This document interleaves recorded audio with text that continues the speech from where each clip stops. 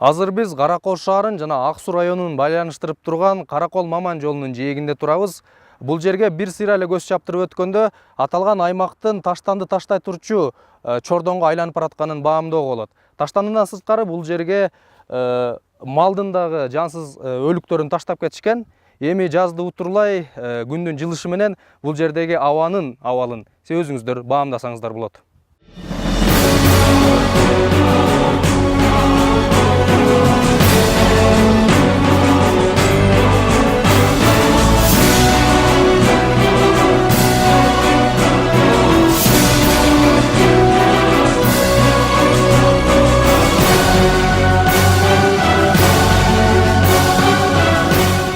Каракол-Маман жолунун айланасы Таштанды таштай турчу жайга айланып баратканын биринчилерден болуп Каракол шаарынын тургуну Шаршан Асакеев байкаган. Анын айтымында аталган аймак күндөн күнгө таштандыларга толуп, аны менен катар күндүн жылышы менен ал жактан чыккан жыт адамчыдагыс боло баштаган. Мындай көрүнүшкө жаны ачып, ичи күйгөн Шаршан агай аталган аймакка таштанды ыргыткан тургундардын акылы пас экендигин баса белгилеп, аталган абалды төмөндөгүчө баяндап берди.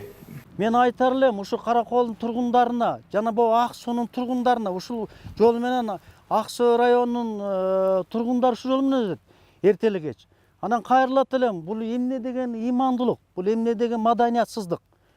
Мен ошол таштан таштаган элдерге кайрылат элем, эмне таштан таштап аткан кишилерге, ушул Кудай Таала берип аткан жаратылышты сактап кала албасак, анда ошол кишилерге ошол иманы да жок, налат айтат элем. Ушул үйүндө жашоосун да өмүр бою жашоосун ушу таштанды менен өтсүн деп айтат элем. Азыр себеби мындай жылмалап, мыйзам түрүндө мындай бир жакшы суранып, өтүнүч кылып, иман жолу менен айтсак, ошол адамдарга жетпейт экен да. Ошон үчүн мен ошол элдерге айтат элем да, ушу таштанды таштаган адамдарга өмүр бою ушул таштанды менен өссүн үйүндө.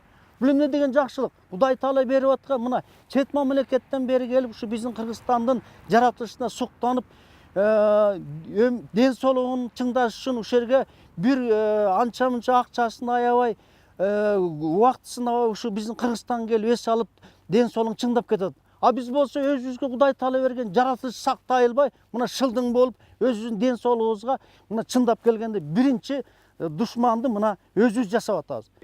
Мындан тышкары аталган жерге Каракол шаарынын мэриясынын өкүлү жана шаардык кеңештин депутаты да келип, абалды жеринен көргөн соң тийиштүү чаралар көрүлөрүн айтышты. Бирок ошону менен эле катар тазалыкты тескей турчу мекеменин күчү шаар ичин гана камтый алгандыгын жана жумушчулардын шаар чекесин тазалаганга жетишпей жаткандыктарын маалымдашты. Ошол себептен жергиликтүү бийлик өкүлдөрү тургундарды тазалыкка чакырып, жергебиздин жана жаратылыштын абалы өз колубузда экендигин белгилөө менен катар коомчулукту өз алдынча да ишембилик өткөрүүгө чакырып өтүштү. Близлежащей территории по улице Октябрьская и село Маман. Биз азыр Каракол-Маман жолундагы абал менен таанышып келдик. Эми чынын айтсам, көргөнүбүзгө айран таң калып, аябай жаман өкүттө кайттык. Негизинен кала жергесинде мындай көрүнүштүн орун алышы маданияттуулукка жат келип, тургундарыбыздын дүйнө таанымынын төмөндүгүнөн кабар берет. Бул биздин шаар, анын абалына биз жооптубуз. Ошол себептен мен өзүмдүн атыман, Каракол шаарынын мэриясынын атынан жана шаардык кеңештин атынан жарандарыбызды тазалыкты сактоого чакырып, өзүбүздү сыйлоого үндөйт элем. Айта кетсек, Каракол-Маман жолунун айланасында көбүн эсе каптарга салынып ыргытылган ымыркайлардын күлтүктөрү, үй жандыктарынын өлүктөрүн, айнек, желим шишелерди жана башка таштанды катарындагы буюмдарды байкоого болот. Ошол себептен коомчулук тазалыкты көздүн карайгиндей сактап, ар бир жаран өзүн өзү сыйлай турган болсо, кала чекесиндегидей абийирсиз жана маданиятсыз аракеттер болбой, айлана көз сүйүнтөрлүк абалда болот беле. Адлет Иманов, Алтынбек Исаев, Данияр Шашыналиев, Ысыкөл жаңылыктары.